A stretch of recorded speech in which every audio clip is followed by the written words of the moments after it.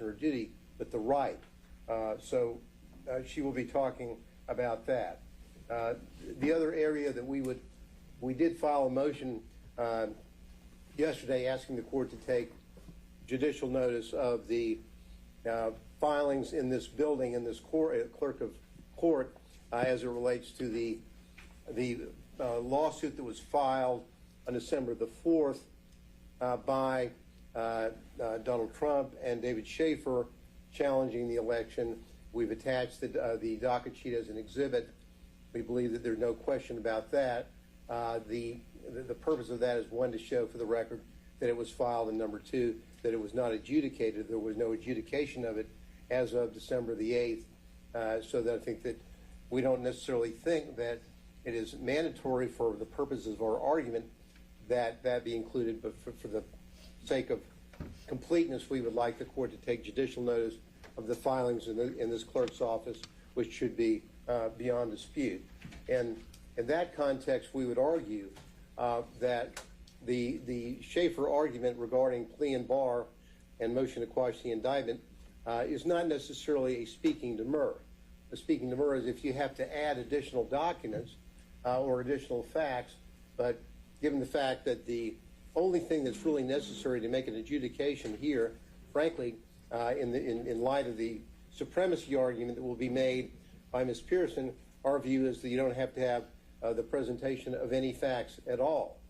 But again, in the abundance of caution, we would say that if the court were to say, well, there should be some context within your plea and bar, we would say that the record really on that is basically complete by the filing of the lawsuit and the fact that it wasn't adjudicated, triggering the ECA safe harbor provision. So that is something that I forecast that we will be discussing as we progress along. And with the court's indulgence, I'm going to try and move through my part of the ECA argument. I know the court has, and I hope the court will be patient. I know that this isn't the court's first rodeo on ECA or on supremacy, but if the court would bear with us, we appreciate that. Before we dive in, why don't we handle this issue of the motion that you filed? I don't know if today would formally qualify as an evidentiary hearing, but even if it's by way of proffer or judicial notice, let me just hear from the state. The two issues were recognizing the prior version before it was amended of the ECA and something that's on the Fulton County's docket. Were there any concerns about that being recognized for the purposes of the record, but not foreclosing any of the state's arguments it may make in response to it? Judge, we just object strictly on the grounds that it's not relevant to what the court is going to take up today, because as you pointed out, this is not an evidentiary hearing. When we start talking about facts that are outside the indictment, when we start talking about bringing in evidence, we're moving into that realm of speaking demur, we're moving into that realm of something equivalent to motion for summary judgment. That doesn't exist in a criminal case, so we would object for those reasons. We don't think it's relevant at this point because facts outside the indictment are just not something that the court should be taking into consideration as it relates to these motions to dismiss, demurs, and motions to quash. So recognizing the relevance arguments and how applicable you think they are to the motion under the 201 judicial notice standards, though, any concerns that what would be accepted as a fact should not be? Judge, I think as it relates to that issue, they're in the record. They're part of the court's public record, and so I don't think we're contesting the fact that these documents are there and that they are what they purport to be. Not agreeing to some of the contents of them, but they are what they purport to be. Sure. Okay. And I don't think that's generally necessary for prior versions of a statute, but just counsel has asked for it, and I don't see any reason why we can't make that clear. So just for purposes of the record, we'll say that the motion filed on November 30th on those two facts is granted without foreclosing any other the state's arguments. Thank you, Your Honor. Now, first the overview. Of course, the presidential electors are created by the Constitution itself. Our view is the state must show a specific grant of authority from the Constitution or federal law to exercise any power over presidential electors. And really, here we're talking about only two such grants. The first one one for the Constitution regarding appointment power to the state legislatures, and that will be addressed by Ms. Pearson. The other by Congress through federal statute, ECA, to decide presidential electoral disputes by the ECA's safe harbor date. So that's the context in which we are saying that what you're looking at here is that this is the only way that that the state of Georgia has any ability to then have any kind of authority over presidential electors. The Constitution or the federal statute, the 2020 version of the ECA federal statute. So with that, I'll be talking a little bit about the ECA. Now again, the presidential electors meet pursuant to the Constitution in the respective states and vote by ballot for president and vice president. Presidential electors assign, certify a list of persons voted for, and transmit the list. And we all know the tortured history of the Electoral Count Act and sort of the chaos that had occurred in the presidential elections prior to the 1887 Act. So we're focusing here on this. What does the Act say? It says that the electors must meet and vote on the first Monday after the second Tuesday in December at the place directed by the legislator of the state. In our case, of course, that was on December the 14th in 2020. Now, second point, presidential electors shall vote, quote, in the manner directed by the Constitution. That's also a part of ECA Section 8. And then again, the electors shall make and sign certificates, talking about how they seal the certificates, certify, and all the votes of the state given for president and vice president contained therein, mail the certificates to the president of the Senate, the Secretary of State for the state, in this matter, Georgia, and the Archivist of the United States and the Chief Judge of the Northern District of Georgia. Now, the rubber really meets the road here in Section 5. Section 5 of the ECA, of the 2020 version, is really the meat of the coconut as it relates to what happened here and what didn't happen here in Georgia. I'm going to spend a little bit of time kind of reading this and then talking about it. And this is what Section 5 said in 2020. If any state shall have provided by laws enacted prior to the date fixed for the appointment of the electors for its final determination of any controversy or contest concerning the appointment of all or any of the electors of such state by judicial or other methods or procedures, and such determination shall be made at least 6 days before the time fixed for the meeting of the electors, such determination made pursuant to such law so existing on that date and made 6 days prior to said time of the meeting shall be conclusive. Shall be conclusive and shall govern in the counting of the electoral votes as provided in the Constitution.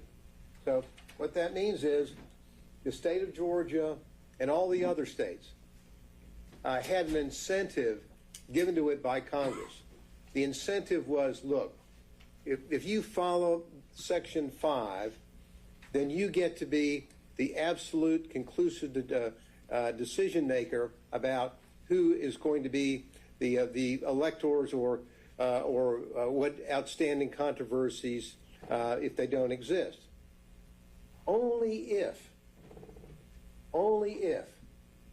by, in this case, the safe harbor date was December the 8th, only if the state of Georgia gets its act together and whether there was a controversy about the electors and it had not been, if the state of Georgia had it adjudicated prior to December the 8th, then what the state of Georgia, through the certification of the governor, that is conclusive.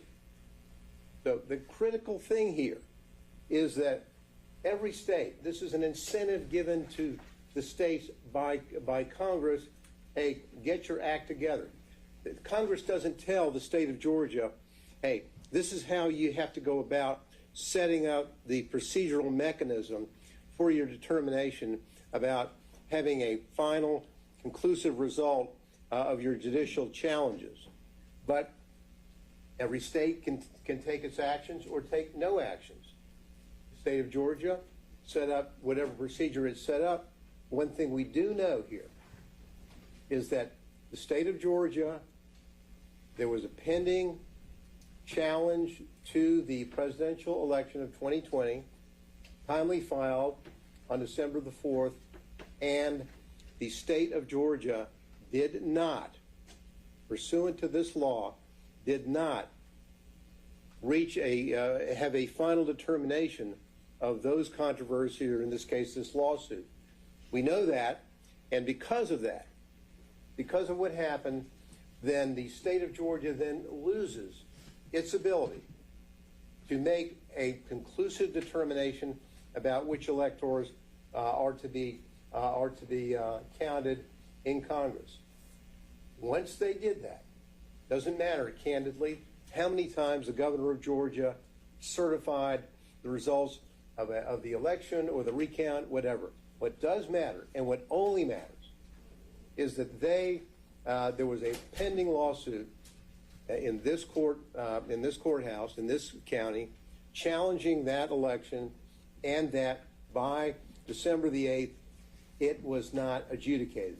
It was not finalized. And because of that, then what happens is the state of Georgia loses its ability to make a conclusive determination about how the electors' votes are going to be counted in Congress on January the 6th. But the state still plays a role, does it not? I mean, isn't the governor's certification supposed to be the tiebreaker when Congress is making its consideration? We're going to get to that, but I'll jump ahead. And the tiebreaker only comes when this happens. If there is, for example, the governor did certify, we all know that, and we all know that the state of Georgia didn't get its act together, didn't have a final adjudication, loses its ability to say that is the certificate of our governor and it is conclusive. It wasn't under federal law. It may not be conclusive, but aren't there still things happening in the state that matter? Well, certainly, but the only thing that matters as it relates to this federal law, the only thing that matters is they didn't get their act done and get an adjudication in time. So what happens? What happens after that? We're jumping a little ahead of my PowerPoint, but that's just fine. I think we all know what's in the PowerPoints. But what happens is that once they don't get their act together by December the 8th, then all bets about the conclusive nature of the governor's certification go away. But what doesn't go away, the governor's still certified, and what has to happen then is electors have to vote on December the 14th. Now, if there is a question about who the electors are, and this is critical, Your Honor, this is critical, by not getting their act together, by not having a final adjudication, the carrot that Congress gave the state of Georgia and all the other states, if you get your act together by safe harbor date, then and only then do you get the final call on who the electors would be. But they didn't. Because of that, then all of the Democratic electors and the Republican electors are, in effect, all at that time contingent electors, because there is no certainty about who or which slate will be selected under federal law. And as we know, what happens is that once that safe harbor date passes, then the issue, and now we're getting kind of over into Section 15 of the ECA, but once you get over into there, then the 2020 version tells us what steps are taken to make a final determination about what electoral slates will be decided. You're right. A lot of things are happening in the state. A lot of and let's go over things that could have happened that didn't happen. For example, there could have been an adjudication after safe harbor on the pending election. Of course, that would not have been definitive and conclusive as it relates to the safe harbor date. The power has still shifted over to Congress. But had there been an adjudication of the lawsuit itself after the safe harbor date, then certainly the adjudicator, and this is critical here, the adjudicator is Congress, not the state of Georgia. So the adjudicator, Congress, could then say, well, here we have a certification from the governor of Georgia, and we have a result in a lawsuit. Let's just say, hypothetically, had there been, and parenthetically, there was never an adjudication by a court on the lawsuit. It was never addressed at any point. But that's somewhat tangential to the issue about whether or not what Congress can do with information. They are the adjudicator under the 2020 law, and what they can do is the following. They can sit there and they could go, well, now we know that the lawsuit was dismissed or was adjudicated against President Trump and David Schaefer. Okay? If that's the case, they can consider that. It's conclusive. It's not definitive. They can consider that in making their determinations about what they're going to do. Or, for example, if on the other hand the lawsuit was adjudicated in favor of President Trump and David Schaefer, then Congress could then look at those facts as an adjudicator and make a determination about whether or not they should choose the Democratic slate that had been previously sent up by the governor, or by the Republican slate that had been sent in. So then and only then. But what happens in Congress is the following, and we all know it was a somewhat, and this is important consideration, Your Honor. This is a process set up by Congress. The whole ECA is a process in order to make sure that it can be done in an appropriate way that's approved by Congress, because they have the power to delegate. Approved by Congress, and the whole process involved the safe harbor date, the whole process involved this December 14th meetings, the whole process involved everything that happened after December the 14th, upon which the adjudicator, Congress, could make a determination. So let's just say up it goes to Congress, and as we know, the procedure at the time of the 2020 was as follows. What was the procedure? Well, here we go. Were there objections filed by a senator or a House of Representative regarding the election? If there are appropriate objections filed, then the Senate goes and votes, and the House goes and votes. Let's just say that the House goes, well, we think that it's the Democratic slate. Okay? And then the Senate says, we think it was the Democratic slate. They agree. Once they agree, it's done. They agree, and it's the Democratic slate. However, the law in 2020 says that if the Senate and the House of Representatives disagree about which slate of electors would be received, then there is not an agreement between the houses of Congress, and then and only then does Congress in its power go back to the governor of Georgia and say, okay, tell us again, which one did you certify? And he says the Democratic slate, and that would be it. The point of all this is that at the time of the meeting on December the 14th, the meeting between the Democratic electors and the Republican electors were in furtherance of this scheme, the statutory scheme set up by Congress for a procedure to deal with these sorts of situations. And what happened is that we have a situation where the electors on December the 14th did exactly what they had to do.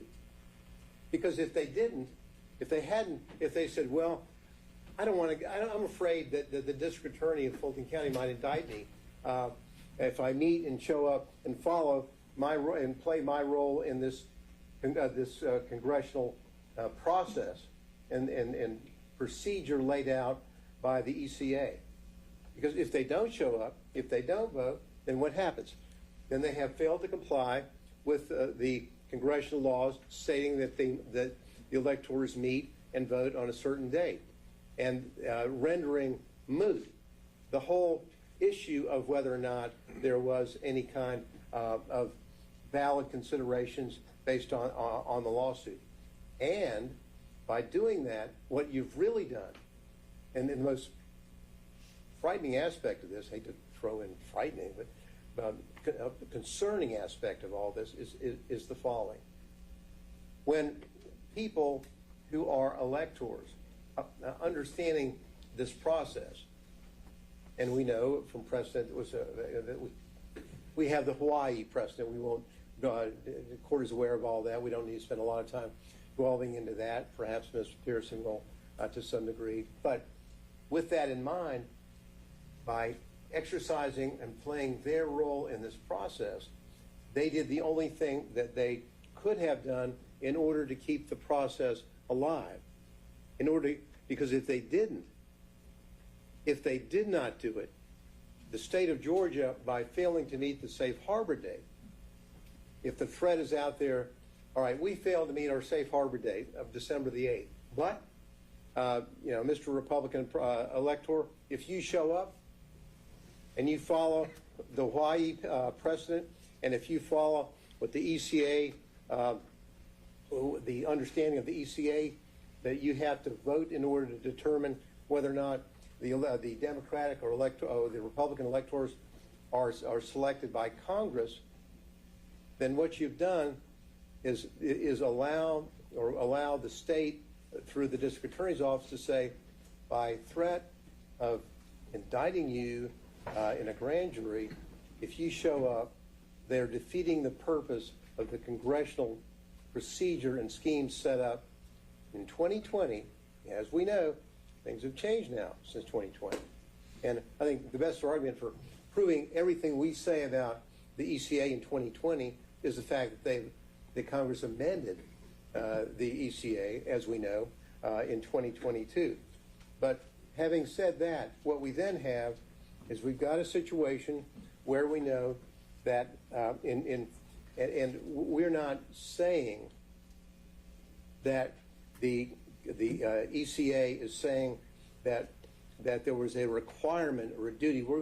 This is a process they've set up, and the Supremacy Clause issues, which be dealt with soon, will address some of those issues concerning conflict, preemption that I mentioned briefly. But it's clear from Section 15 in the we can go to no. Let's leave it right there, Anthony, just for a second. The next slide. Really, the reason why we have this up, it really states the obvious. This is a part of the Souter dissenting in Bush v. Gore, and this whole issue about Section 5 is not serious, and tells us what seems to be self-evident, at least to us. That provision sets certain conditions for treating a state's certification of presidential electors as conclusive in the event that a dispute over recognizing those electors must be resolved in Congress under Title III, Section 15. Conclusiveness requires selection under a legal scheme in place before the election, with results determined at least 6 days before the date set for casting electoral votes. But says Justice Souter. But no state is required to conform to Section 5. If it cannot do that, for whatever reason, the sanction for failing to satisfy the conditions of Section 5 is simply loss of what is called its safe harbor, end quote. And that determination, and even that determination, is to be made, if made anywhere, in Congress. And so they're telling us the obvious. The state didn't get it done on time. They lose their ability to conclusively state these are our electors, and as a result of that, the mechanisms under Section 15 would be in place. Next slide. Again, on Section 15, there are many references providing for more than one or two or more returns from the state. And if we go to the next slide, there are essentially 5 different portions within Section 15 dealing with references to more than one of these certificate or votes. All certificates and papers purporting to be certificates is one. When all objections to be made, made to any vote or paper from a state. Another, the 2 houses concurrently may reject the vote or votes when they agree that such vote or votes have not been regularly made by electors. If more than one return or paper purporting to be a return from a state has been received, again a reference in such case of more than one return purporting to be a return from a state. What does all that tell us? It tells us precisely what we were saying. This statutory scheme, which is set up to deal with precisely the situation that we had in Georgia. And this isn't about, if you don't follow the scheme, and in the end someone says, well, I think in the end of the day, in 2022, I think that Joe Biden won. You don't decide whether to indict somebody because, in retrospect, someone says, well, we think that that you picked the losing team. My next slide summarizes some of the things that I have said, and just to get the timeline down together. First of all, just to note for everyone, if we have multiple PowerPoints, if we could have those emailed as well, we can make those part of the record. And Mr. Gillum, I think you're laying out exactly how it works. I think that's laid out in the briefing as well, and I think that's probably would be quite relevant to the issues of justification or intent for the purposes of today for a pre-indictment challenge. I think that should be our focus. Well, so I think you're, the court's being kind of saying you don't want me to go through my PowerPoint, my timeline. That's fine. I'll address what the court said.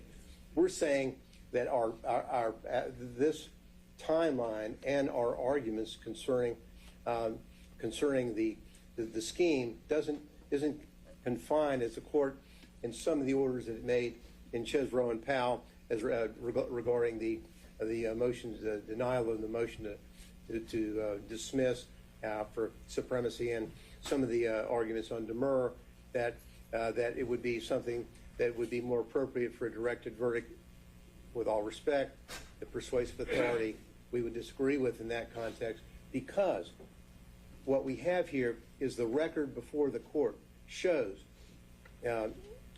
everything that we have said is a part of this case. The court has taken judicial notice of the filings and the triggering mechanism of the ECA, the failure to comply with the safe harbor date. That isn't something for the jury to decide. These electors should not have to wait for a jury when, on the self-evident the facts of the indictment and of the law, that everything they did was lawful and appropriate. That is our point. This is not, with all due respect, Your Honor, a situation where a defendant is saying, "Oh, this is a speaking demur," and I've now added in the Chesbrough or Powell motions attachments of certain transcripts, or whether the court said, "Well, now that's really a speaking demur." Here, We're saying on the face of what the court has, the court should make a determination.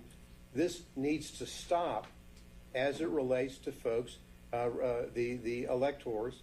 It should stop, because what they did under the law and under the record and this indictment as we have it, they talk about the December 14th, it should stop now. They should not be forced to have to go through a 4-month trial and then say at the end of that exactly what we told the court. What they've done is lawful, and what they have done, frankly, in my opinion, was appropriate, and would have perhaps been not appropriate had they been frightened away from fear of prosecution and not done what the federal law had stated. And parenthetically, Ms. Pearson is about to get up and is going to say that that there really aren't, frankly, even necessarily a need for any kind of factual issues, or even the submission under the notice, judicial notice the court gave us, because of the Supremacy Clause issues, that it should end for us and for the others as it relates to the Supremacy Clause issues. The final slide is simply making the point that I made before, which is critical. As of December the 14th, 2020, because no conclusive result under Section 5 had been reached by Georgia, the Republican and Democratic presidential electors, they were all contingent presidential electors.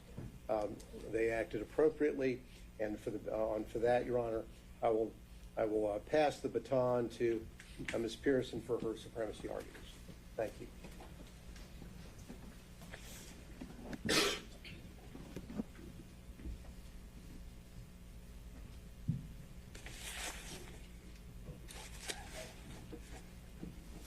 Predict that will knock something over.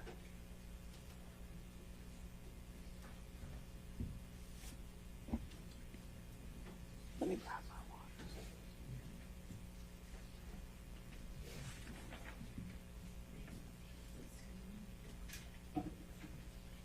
Good morning, Your Honor. Good morning. I'm Holly Pearson. I also represent Mr. Schaefer, and we also are arguing these issues for Supremacy Clause and constitutional issues for all the other defendants who have adopted our arguments or who have also made their arguments that are here with the court today.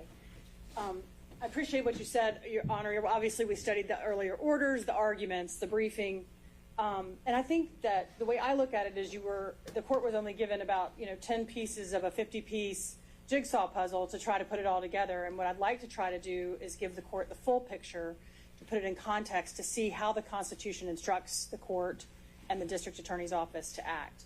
I think there are sort of 4 areas where I think that there is going to be a lot of additional information, and that is critical to why this is different and why the outcomes should be different. The first is the fact that presidential electors are created by the Constitution, and therefore there are the implications from that we'll talk about, there's no traditional state powers or 10th Amendment reserved powers, and that's an important and very different situation. Number 2, the boundaries of the constitutionally granted appointment power. There hasn't really been any before now briefing or discussion about where are those boundaries, and is the state inside of them and outside of them. And as we will see, they are firmly outside of them, and therefore they cannot rely on the appointment power to authorize any actions they take against presidential electors. Third, Mr. Gillen touched on this, but it's important that we're looking at Congress here in its adjudicative role, and we'll talk about why that matters. And then fourth, there are some additional arguments on the preemption that's already been discussed, and there are also additional types of preemption that apply here when all of this is put in proper context. So starting at the beginning, presidential electors are created by the Constitution, and because of that, this turns this on its head from the traditional state powers that are presumed. Here, in the United States term limits case versus Thornton, the Supreme Court said that for entities like presidential electors or members of Congress that are created by the Constitution, the exclusive federal function that they form, the function they form is federal, and any power that any state has over them has to be delegated to it, and it's not reserved. So it has to be a specific delegation by the Constitution to the state to act. As the Supreme Court said, the states can exercise no powers whatsoever which exclusively spring out of the existence of the national government, which the Constitution does not delegate to them. No state can say that it has reserved what it never possessed. And in the absence of any constitutional delegation to the states, such a power does not exist. So the obvious and normal question then is, what power does the Constitution give to the states with regard to presidential electors? Because we know we can't rely on the state's original or reserved or the 10th Amendment reserved powers here, because the construct of it being created by the Constitution and the Supreme Court's explanation of that in term limits says that we cannot. So what power do they give? They give the power, did I skip one? There we go, sorry. Technical difficulties. What authority does the Constitution give? Well, it plainly gives one limited power to the states. It gives the state the power of appointment in the manner that the legislature sees fit to appoint presidential electors. Well, what does that mean?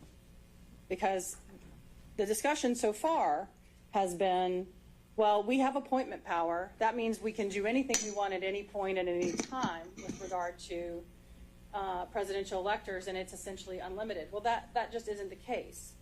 The Supreme Court has made explicit that the appointment power stops at least before they ballot. And I think the construct of the Constitution makes clear that the appointment power of the state, which is broad when you're acting within it, they have broad authority to set the manner, means, qualifications, procedures, et cetera, around the presidential electors. But it stops at Election Day, because the power under the Constitution to decide presidential elector disputes goes to Congress on that day. Once there is an election, Congress, under the 12th Amendment, is the only body that is allowed to adjudicate presidential elector disputes.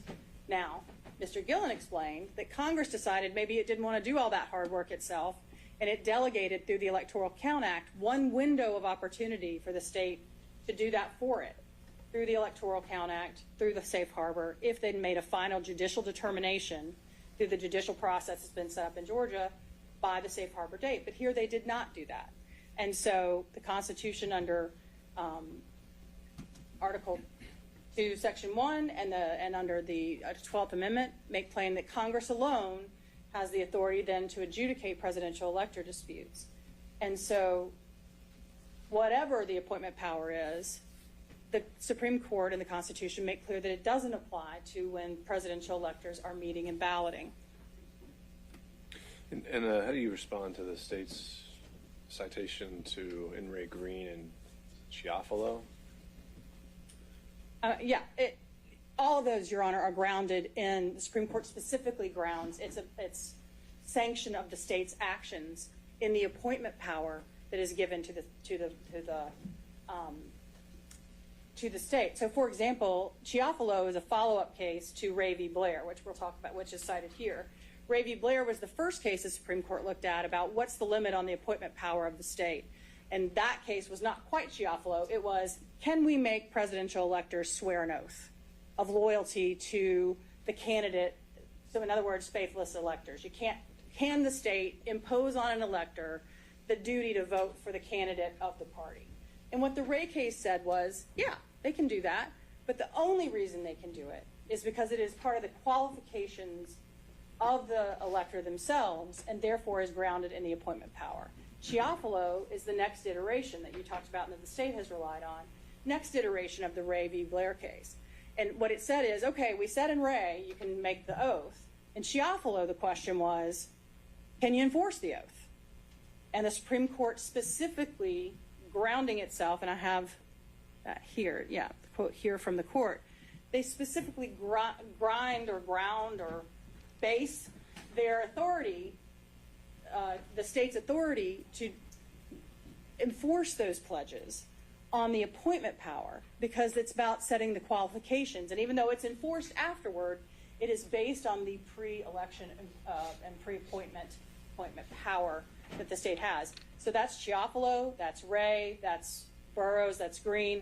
That's all of the cases that the state has cited and that we've talked about, they're all grounded in the appointment power. And if you read them, Your Honor, Ray, Chiafalo, all of them talk explicitly about it, about how it has to be grounded. And the faithless elector cases are actually a really good example of why we know the appointment power is so limited, because the Supreme Court had to go out of its way to base the authority of the state to do it in the appointment power, because it knew it didn't have anything beyond the appointment power.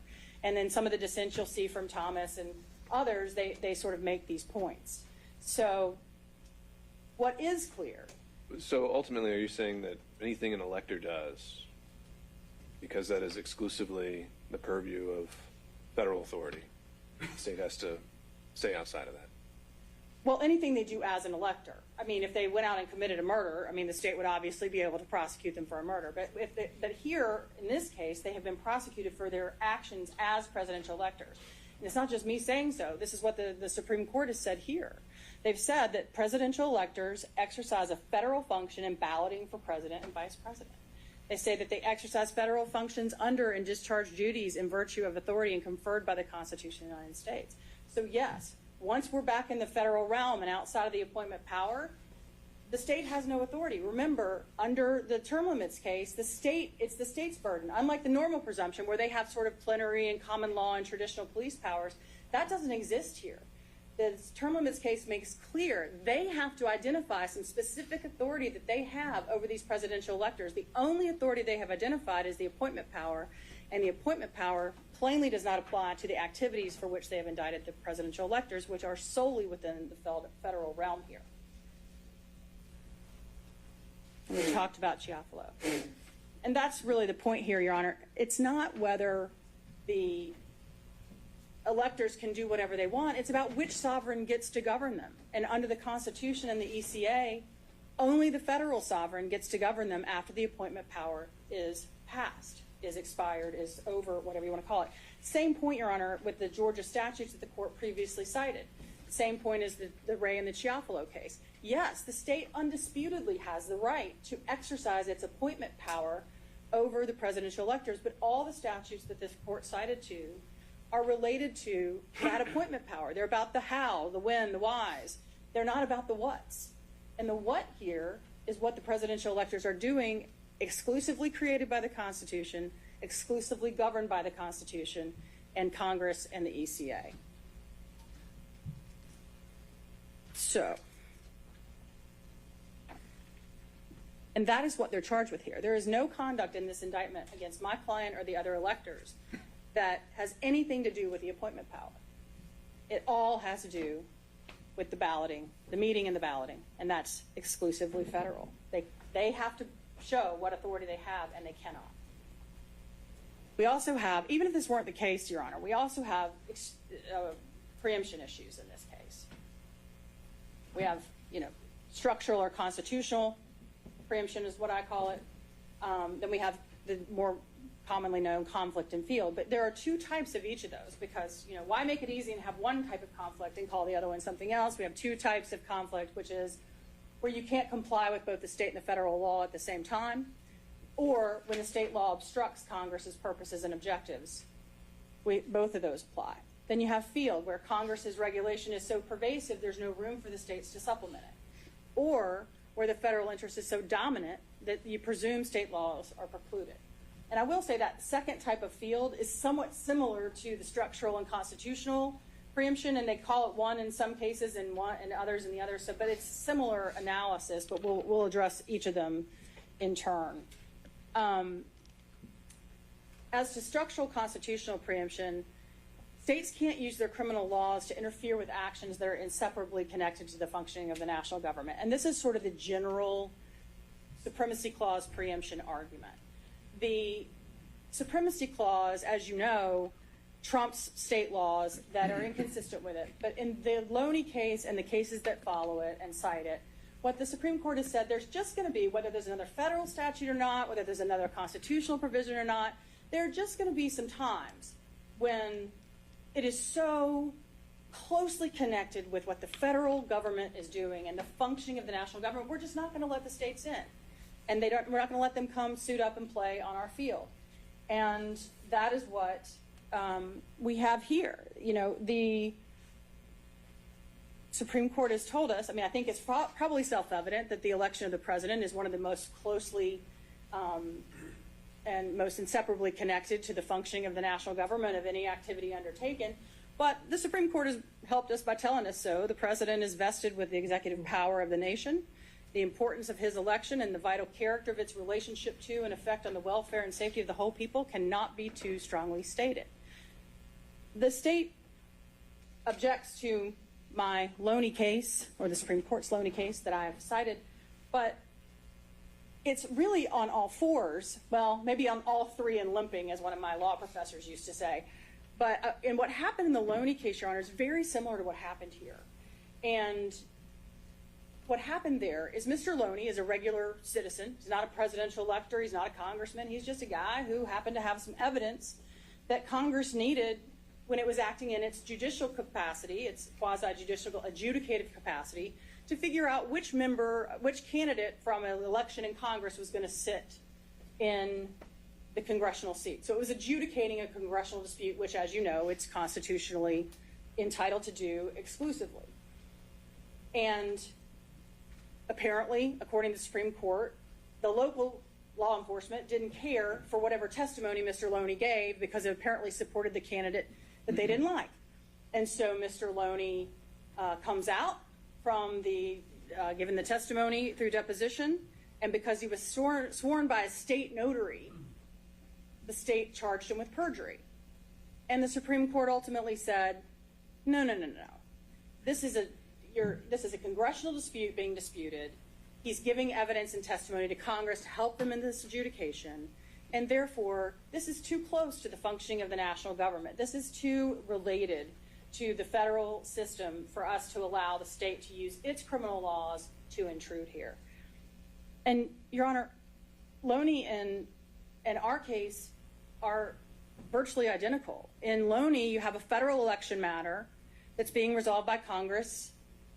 There, it was a congressional contest. Here, it's a presidential contest. There, you have Congress acting in its adjudicative capacity, which it almost never does, right? It only has two instances that I'm aware of. These two. It gets to decide congressional disputes, and it gets to decide presidential elector ballot disputes. One's Article 1, Section 5. The other one is the 12th Amendment in the ECA. And then here you have a defendant, just like in Loney, that's indicted for taking actions that are under exclusive federal authority, according to the Supreme Court, to assist Congress in their adjudication. In the Loney case, they were testifying in the congressional dispute. In this case, the electors were submitting elector ballots that the statute specifically allows them to submit for Congress to adjudicate them. And so, again, Your Honor, it may not be all fours, but I think it's on three and limping.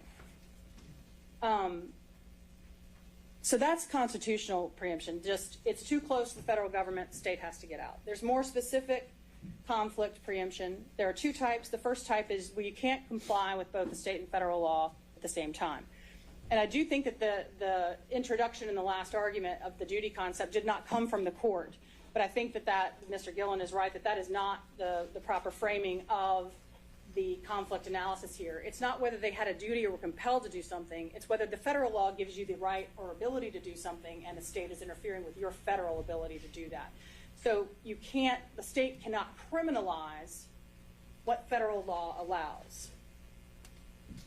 And here, they are criminalizing the submission of ballots that the ECA under Section 15 plainly allows. In fact, it allows it 5 different times in one section of the statute, as you can see. And to be clear, Your Honor, I think they covered this in the prior, but it's been a while. So a reminder, the ECA doesn't say you can just submit presidential elector ballots. It says certificates and papers purporting to be certificates. I mean, it's it's saying, bring me your tired, your poor, your certificates, your purported certificates, your, any vote or paper, any vote, any return. And so clearly the federal law authorizes It's a little different than the Statue of Liberty, though. Where is it welcoming? I mean, where does it asking for this extra work? Well, Your Honor, the Supreme Court has said clearly the ECA was passed because the routine nature of giving these multiple ballots, and I think that's covered in Mr. Cheely's documents pretty quickly. But whether they are asking for it or not, they are plainly saying it is authorized, and they're and it is part of their plenary authority to be the adjudicator. And it makes sense if you put it in the context of like a court, Your Honor. They're acting in their adjudicative capacity. And what they're saying is, here's the kind of evidence that we're going to take, and some of it may be more persuasive than others. Certificates might be more persuasive than papers purporting to be certificates. Things with certificates of ascertainment from the governor might be more persuasive than, 16 buddies getting together and sending in something on, in crayon. But we're going to take it, and we get to be the adjudicator of what's going on with here. And what the state is saying is we get to tell Congress what evidence it's allowed to receive, even though Congress has made plain that it will receive and adjudicate these types. And the presidential electors here cannot fill out ballots that Congress has said it will accept and not be accused of crimes. And that is straight up conflict preemption in its most classic sense. There is also a second type of conflict preemption, just for a second, and it's when the state obstructs Congress's purposes and objectives. And that's also present here, because whether it welcomes them, hates them, or whatever, it permits them. And by criminalizing the submission of them, they're obstructing Congress's authority to receive these presidential or this evidence in its adjudicative capacity. It directly impairs the congressional vote counting because, as the Supreme Court made clear in many cases, including Bush v. Gore, and they relied on the story, history, etc., the ability to count includes and must have the ability to adjudicate. And here, Congress obviously cannot count or adjudicate what it is prohibited by the state from receiving. And so standing in front of one side to the congressional courthouse, so to speak, in this analogy, and telling them they can't submit their evidence, but Congress somehow has a right to adjudicate it, they can't evaluate or adjudicate what they can't have. And they have said they will take it, they have said it's permissible, and the state has said you can't send it in.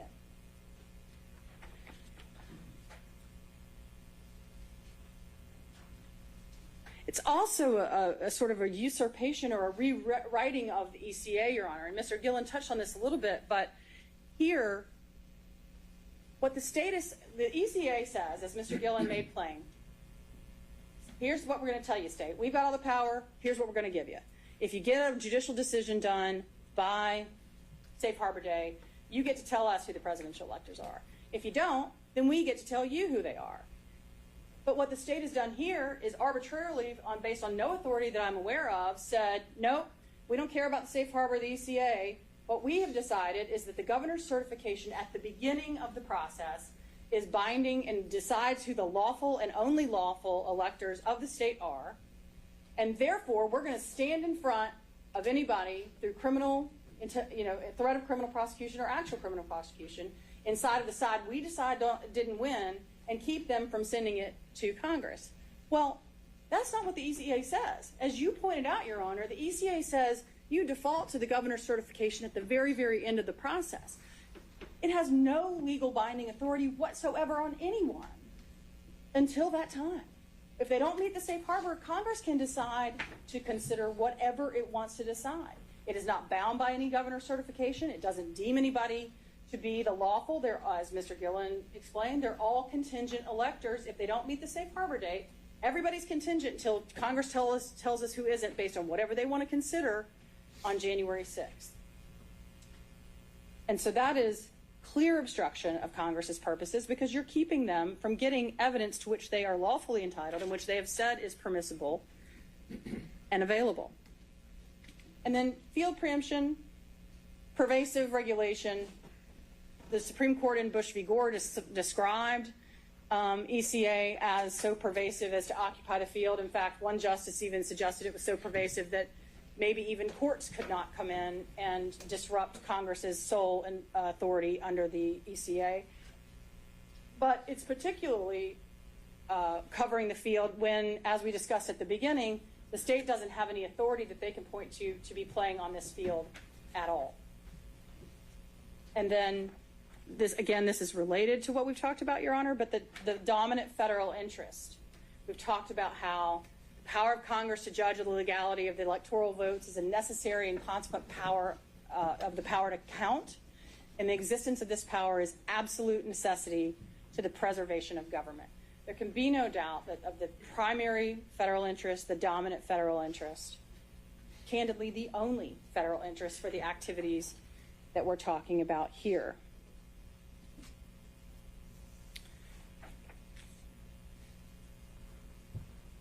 And so we would say the field is not only flooded and fully occupied by the Constitution and the ECA, but it's also got a do not enter sign for the state for the reasons we've discussed.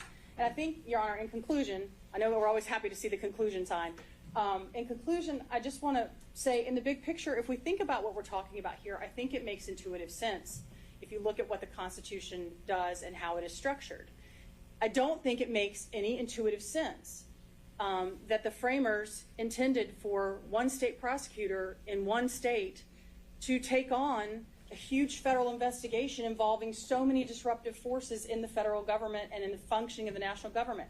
The Supreme Court and the Constitution, I believe, have tried to make clear that that is not within the boundaries of what the state prosecutors can do. Doesn't mean if there were crimes committed that those people walk or they go scot-free. What it means is which sovereign gets to be the enforcer. And here, it has to be the federal government because the state cannot ground its indictment, and has not grounded its indictment, in any power given to it under the Appointment Clause or in anything else. The only thing else out there is the safe harbor, and there's no dispute that that wasn't met. And I know in a case like this, we're pretty far down the road, and it's pretty difficult to say, hey, oh, wait a minute, guess what? You don't have jurisdiction or authority to do this. But we're all, at the end of the day, bound by the rule of the law. And here we're talking about the supreme law of the land, what the Constitution tells us we have to do. And if we follow that rule of law here, Your Honor, this has to be dismissed.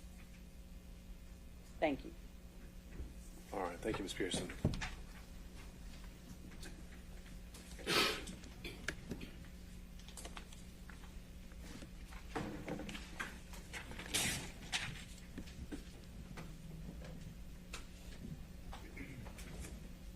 You guys mind popping out of screen sharing? Sorry again? You guys mind popping out of screen sharing? You're speaking touch language. You'll have to speak to Anthony. No, thanks.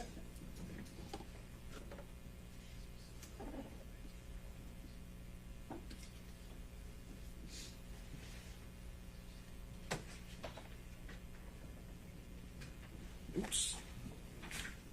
So, Judge, I want to kind of start with the elephant in the room. A lot of the other side's argument is premised on this idea that their clients were presidential electors and that the state cannot regulate the conduct of presidential electors because of the Electoral Count Act. The elephant in the room is none of them were presidential electors. None of them are presidential electors. They've never been presidential electors as it relates to the 2020 election. And so those arguments do not apply as a threshold matter. Additionally, if their arguments even were to apply, it would require some type of evidence in the record that the court can make a finding about that would prove that they are electors or that they were electors. And so until that happens, first of all, the argument's premature, but that fact is they were not electors, they are not electors, and so none of the analysis about preemption applies to them. It does not apply to them. And so, of course, as the court acknowledged before we started, or right as we started, Your Honor has already rejected this argument. You've already found that there's nothing in the Electoral Count Act that either expressly or implicitly preempts state law. I'm not going to spend a lot of time on it, but I do want to kind of hit some of the arguments that the other side made just to preserve the record. Starting with express preemption, other side pointed to nothing. Conflict preemption, they say that, number one, you can't comply with both Georgia criminal laws and the Electoral Count Act. That is not true. The real 2020 electors did that. They complied with their responsibilities under the Electoral Count Act. Congress counted their votes, and they didn't commit any violations of the criminal code of Georgia. They also say that state law obstructs Congress's ability to count the votes.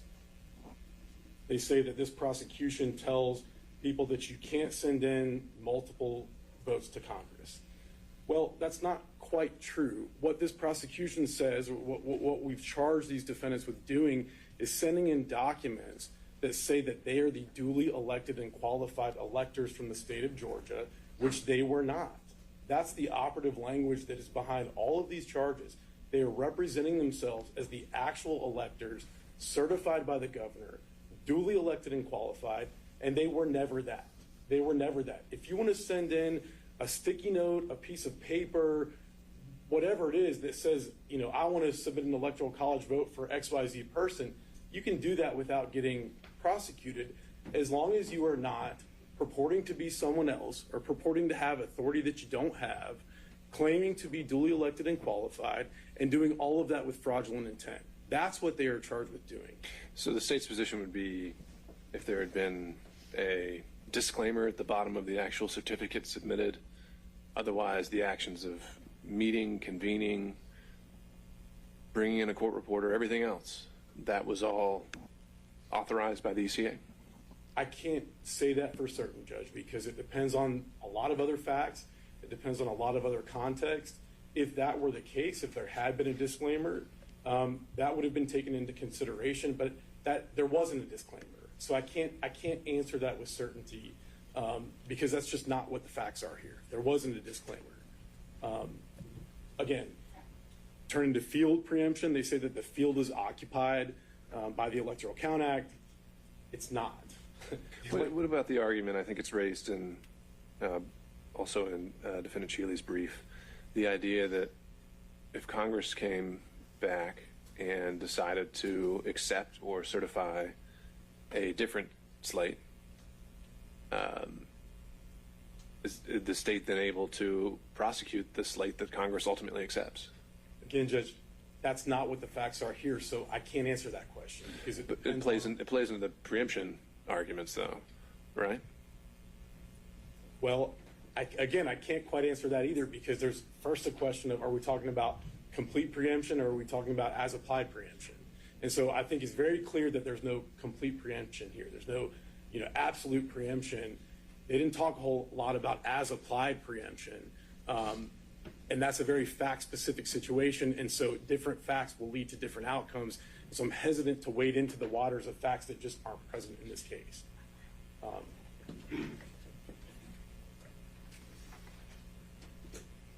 So again, turning to field preemption, just briefly to hit on this, they said that the Electoral Count Act occupies the field, that our criminal statutes are trying to regulate. It's not true. The Electoral Count Act tells Congress how to count votes, what to do when you receive more than one vote.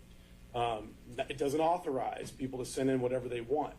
It doesn't say these are the lawful votes under state law. It doesn't say, it's legal for you to do X, Y, Z. It doesn't say anything about what someone else is supposed to do. It says what Congress is supposed to do in deciding what vote to count. That's not what the statutes in this indictment have anything to do with whatsoever. Then they also say that the federal interests are so dominant that the state can't regulate. Again, we mentioned this, I believe, in the prior argument on this issue, but preserve it for the record, that our position is the interest is the same. The federal interest is making sure the right vote is counted. The state's interest here is making sure the right vote is counted, that people don't hold themselves out to be a public officer that they are not. And so there's no conflict there whatsoever. And again, under the idea of field preemption, you have to look at what the statutes do. And there's no statute, no federal statute that they've raised that punishes people for pretending to be presidential electors. Maybe there would be some conflict there. I'm not saying that there is, because there's plenty of case law that suggests that the state, federal government can prosecute people for the same acts. But we're not getting one set of laws that completely occupies a field that Georgia's laws are intruding upon. Just want to kind of preserve those issues for the record. And I'll move on now to some of the more substantive arguments. And I want to start with this because I think this is a very important concept. In their briefs, they really hit on this idea that Georgia lacks delegated power to prosecute them under the United States Constitution. That is completely at odds with the 10th Amendment. And I don't think that this is anything new to the court, but the powers not delegated to the United States by the Constitution, nor prohibited to it by the states, are reserved to the states. So the Constitution has to delegate specifically power to the federal government, and that which is not delegated remains with the states. And that includes the power to prosecute people for committing crimes. Again, this concept goes back to the beginning. Take a look at the Federalist Papers. Federalist number 45, James Madison wrote, "Powers delegated by the proposed Constitution to the federal government are few and defined. Those which are to remain in the state governments are numerous and indefinite. The powers reserved to the several states extend to all the objects which in the ordinary course of affairs concern the lives, liberties, and properties of the people." This is not a difficult concept. Again, the courts recognize it. In our federal system, the national government possesses limited powers. The states have, and the people retain the remainder. What the court acknowledged in its prior order is called the police power. We have the power to regulate fraud in our elections. Again, they attempt to turn the 10th Amendment on its head. And even if you take a step past that, the Constitution expressly assigns the states the power to regulate elections. We pointed this out in our briefs, but it starts with the Constitution, Article 2, Section 1. It expressly assigns to the states the power to appoint in such manner as the legislature thereof may direct a number of electors. That means that the states determine who their electors are. It's in the Constitution. The Electoral Count Act cannot interfere with that. And again, as the court pointed out, we've made some cites to some of these other cases. In Ray Green, 134 U.S. 377 at 380, an 1890 case. Congress has never undertaken to interfere with the manner of appointing electors or to regulate the conduct of such election or to punish any fraud in voting for electors, but has left these matters to the control of the states. I don't know how much more explicit it can get. The Supreme Court recognized many, many years ago that the state has the power to punish fraud in federal elections. And this issue was kind of taken up again very recently in 2023 by the Supreme Court in Moore v. Harper, 143 Supreme Court 2065. State legislatures must provide a complete code, and this is dealing with the manner of holding elections clause in the part of the Constitution that grants the states the power to conduct federal congressional elections, but it uses the same language as it relates to presidential electors. So the state legislatures have to provide a code for congressional elections that includes regulations relating to notices, registration, supervision of voting, protection of voters, prevention of fraud and corrupt practices, etc. And we would submit to the court that analysis of the word manner as it relates to the congressional elections, the same word is used as it relates to presidential electors, and the same analysis applies. Manner means we have the power to prevent fraud and corrupt practices in our presidential elections. And as the court pointed out, the Supreme Court unanimously held in Chiafalo that Article 2, Section 1 of the Constitution gives the states far-reaching authority over presidential electors absent some other constitutional constraint. And as the court also pointed out, they said that the states have the power to penalize faithless electors. And this is talking about real electors, real actual presidential electors. If there's the power to impose a penalty on the real electors, how does it make any logical sense that the state can't prosecute people who are not electors? I'm going to turn to the safe harbor argument. Defendants contend that if there's pending litigation upon the passing of the safe harbor deadline, then Congress decides who a state's electors are. That's absurd. That flies in the face of Article 2, Section 1. It just doesn't make any sense. The Electoral Count Act does not authorize multiple slates of electors. It provides a procedure for how to determine which slate is the real slate under state law. And if you look at the Electoral Count Act of 1887, when those disputes arise, Congress has to look at state law and determine, was state law followed? But we don't even get there, because before you get to the issue of multiple slates having been received by the President of the Senate, there's this part of the Electoral Count Act that's being completely ignored. No electoral vote or votes from any state which shall have been regularly given by electors whose appointment has been lawfully certified according to Section 6 of this title, from which but one return has been received, shall be rejected. In 2020, one return was received from the state of Georgia. One return made it to the President of the Senate. And if there's any argument that depends on the fact that more than one return was made, it requires evidence, and there is no evidence in the record at this point. And so let's look at what 3 U.S.C. Section 6 says, and I'm just going to kind of summarize it. It says that the governor ascertains who the electors are after a presidential election, that the governor issues a certificate under the seal of the state, in this case under the seal of the state of Georgia. The governor transmits the certificate of ascertainment to Congress. That is what happened here. The governor issued not one, but 2 certificates of ascertainment that said that these defendants were not the presidential electors for the state of Georgia. And so Congress received one return in 2020 from Georgia. It was certified pursuant to 3 U.S.C. Section 6, and that ends the analysis. All this other stuff about, a dispute, multiple slates, that didn't happen. We don't get there. The defendants were never duly elected and qualified, ever. And that's the real problem. Again, there was one set of votes received by the President of the Senate. There was one set of electors certified by the governor as duly elected and qualified. The Electoral Count Act only contemplates that there could be multiple slates purporting to be legitimate. It does not authorize that. And I think I raised the argument in another brief, but I'll raise it here again. For example, Georgia's criminal code contemplates that people will commit crimes.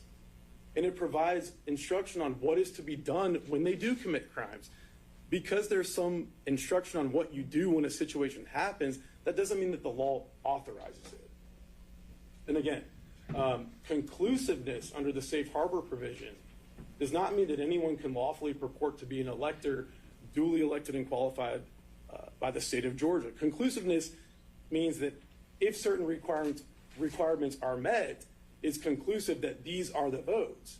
But it doesn't mean that if those requirements aren't met, then they're not the votes, and Congress decides who the real votes are. That's not what the safe harbor provision says. It's just not what it says.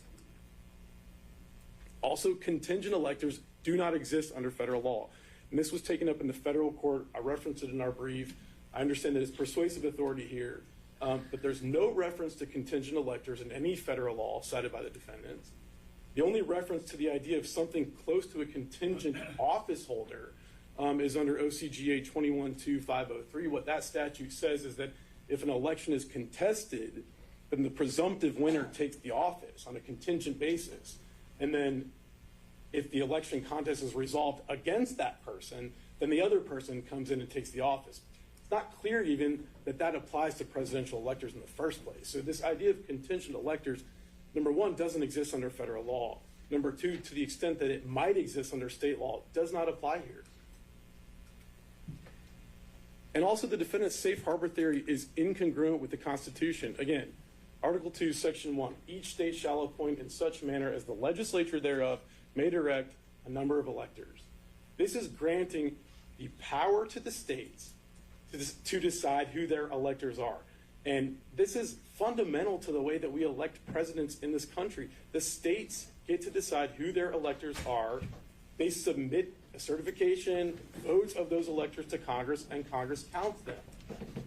Under the defendant's theory, their theory is that if an election contest lawsuit is filed in every state at 11:59 p.m. on the day safe harbor passes, Congress gets to choose who every state's electors are. Every state's divested of its constitutional authority to appoint its own electors, and the will of the voters is irrelevant. So if you file a lawsuit under their theory at 11:59 p.m., there's pending litigation, safe harbor evaporates, now Congress gets to decide who wins in a presidential election. That makes no sense. Another example, let's say 10,000 election contest lawsuits are filed in Fulton County after an election. Does that mean that the Superior Court bench has to resolve all of those cases prior to safe harbor in order to preserve Georgia's constitutional authority to appoint its electors? It doesn't make sense. It doesn't make sense. I want to touch on Hawaii.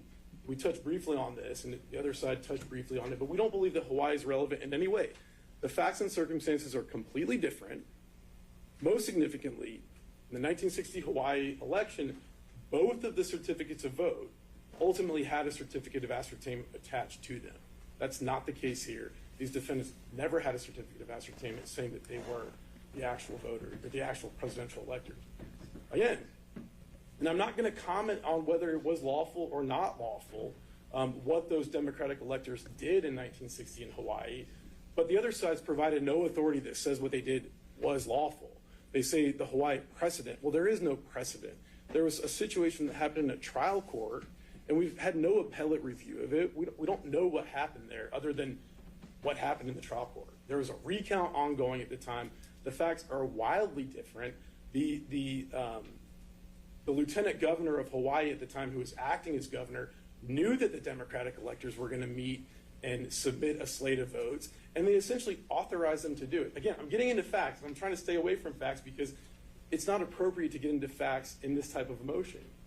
And again, it's legally and factually irrelevant that someone else wasn't prosecuted 63 years ago under different laws, different circumstances.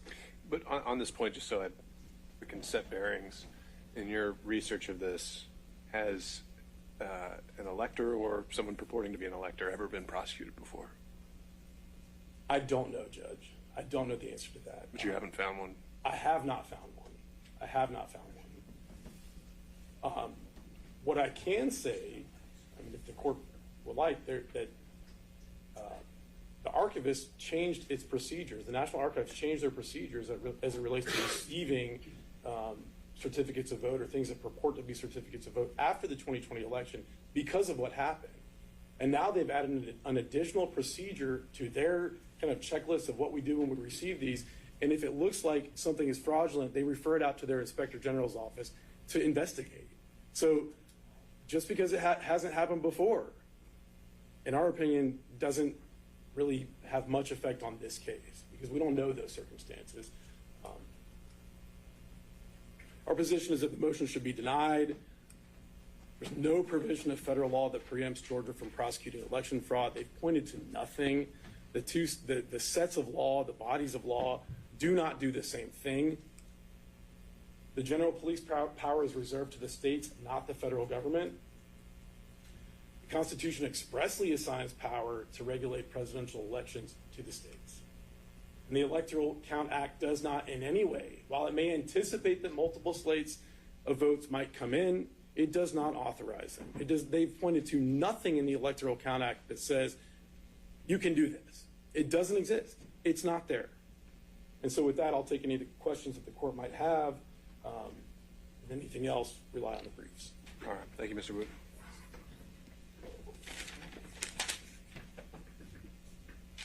All right. Just solely on this issue, was any party wanting to submit supplemental briefing? Yeah, Your Honor, I would like to rebut, if I could, just a couple of points. All right. I promise I'll be Let's brief. set a time limit. Okay. Why don't we just say about 10 minutes at the most? I think that I can, although I am typically verbose, I think I can get that done, Your Honor. There are two fundamental flaws that underpin virtually everything that Mr. Wooten just said.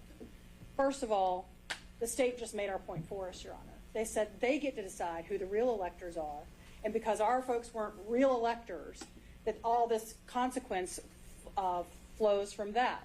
That they don't get the protections of presidential electors. They don't get the federal protect. That is a fundamental misstatement of plain federal law.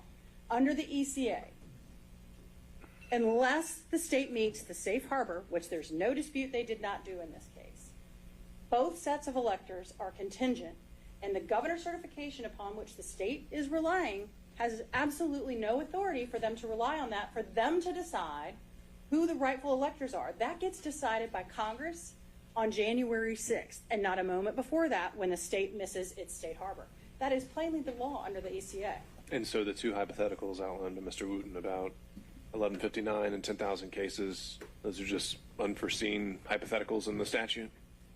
I think they are part of the reason the statute was recently changed, Your Honor, because I think there's been, if you look at the commentary and the experts on the ECA, there's been a lot of consternation about the fact that you could file a lawsuit, but that is in Georgia's control. What the ECA says is, hey, if you, state, want to set up a process that allows you to get to a final decision by Safe Harbor Day, then we'll let you do that to be conclusive. Georgia can control that process. They've set up a judicial process. If they wanted that done differently, Georgia could do that. They did not do that here, and so they have truncated the ability of the state of Georgia to get the benefit of the safe harbor. But no, that doesn't change what the law says about what the authority is or is not here, or who the real electors are not. Their entire theory, their legal theories, all flow from the fact that they believe they get to decide who the real electors are, when the Constitution is clear that only Congress gets to decide that.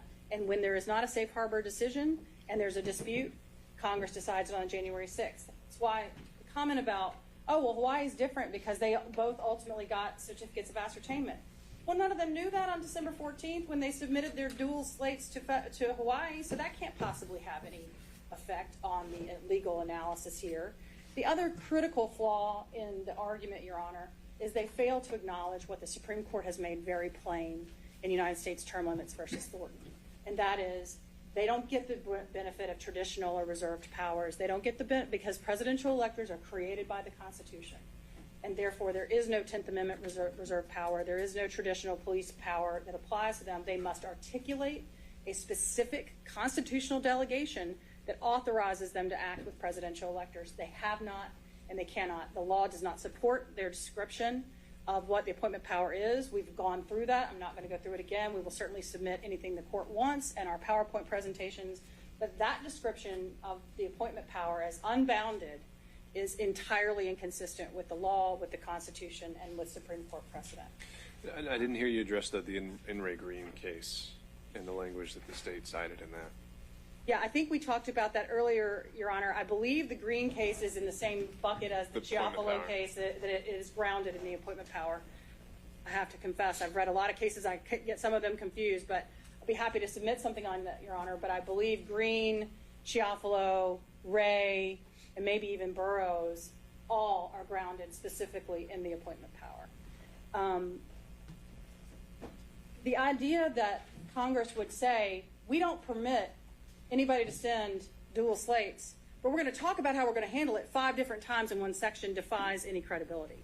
Their ability to count includes their ability to adjudicate, and they can't adjudicate what they can't count. They clearly are permitting people to submit it, whether they're mandated to or not, have a duty to or not, they're allowing them to. ACA is plain that they're allowed to, and that just really can't be disputed. Also, the idea that the law doesn't talk about contingent electors, well, yeah, we've come up with that term, but it clearly does anticipate that there will be some electors that are certified, for example, by the governor, and some that might be certified by the legislature, and here's how we're going to deal with that. There might be ballots and papers purporting to be ballots. So whatever you want to call that, Congress might call it purported electors under the language they have used. It doesn't matter. It's plainly addressed and allowed under the ECA, and that is the point. To the point we were making about In re Green and Chiapolo, Your Honor, the state cites Moore versus Harper. And I think there's just a fundamental misunderstanding there. Nobody disputes that the state gets to act broadly in its appointment power. It's just that's not what it's done here. Same thing with Harper. They get to act broadly in their control over elections that is also specifically given to them under the Constitution. That has nothing to do with what the boundaries of those powers are and how far outside of them they are here. And I mean, I hear that, seen this in the other arguments, but it's very frustrating to have gone through at length multiple cites to precedent, multiple cites to statutes, multiple cites to all of that, and then have the state say, we've cited no authority for this and no authority. If by no authority you mean the Constitution itself, Supreme Court precedent, and federal statutory sections ad nauseum, then yes, we've cited nothing. But if that is not what you mean, then we have cited all kinds of authority that countermands the authority they have cited, and they have not addressed the authority that we have cited. Let me check with my team just real quick and see if there's anything else we need to address. Okay. All right. Thank you, Your Honor. Thank you, ma'am. Judge, if I may just, there were a couple arguments that were raised in the PowerPoint that I don't know that they appeared in the brief, so we would request maybe 10 days to provide me supplement to those arguments. All right, and any from the defense? I think if they submit something, Your Honor, we'd like the opportunity to respond if we think it's necessary, since it is our motion. All right, so if the state, we could have that by COB on the 15th, Yes, Judge. and we can set a reply to the reply, or sort of rebuttal, by, I mean, I think at that point you're running into perhaps your break, but I think we could say by the 2nd. All right. Okay. I think we probably, hoping everyone packed a lunch, I think we probably need to take our a bit of a noon break here. I'm wondering if we could be back and begin the next argument before we're looping in, I presume by Zoom. I don't know if the other co-counsel are joining us in person or by Zoom for the, what I was thinking would be some straightforward arguments on scheduling that they had raised, and then we can pause where we are and then resume. So my thought is come back at 12:45 and get started on the next argument. All right, let's do that then. We'll be in recess. Thank you.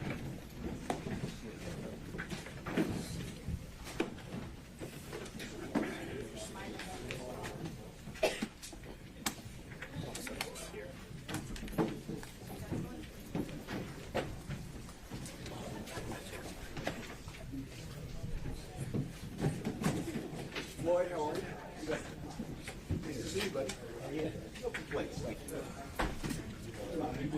No complaints.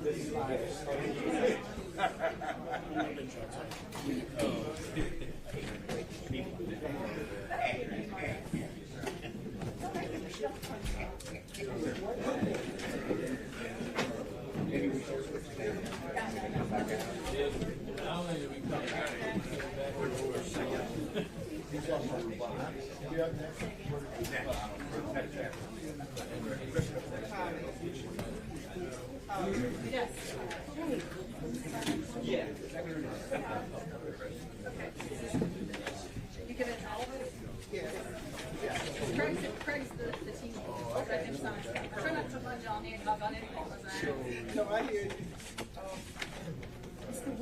Yes. So that would be, you want me to give it to her?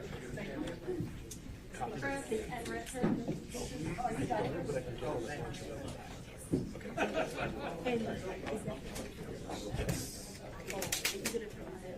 Yeah, there's more. I'm going to just give you 2 things. Perfect. Thank you.